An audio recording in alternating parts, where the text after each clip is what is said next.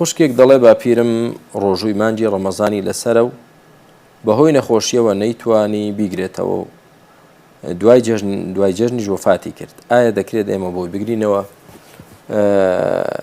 دوو حاڵەت هەیە خوشتی بەڕێز.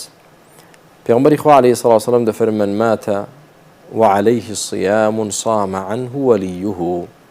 هەر کەسێک مرد و ڕۆژووی لەسەر بوو ئەوە کەسوکارەکانی واتە مناڵ و خێزانەکانی بۆی دەگرنەوە.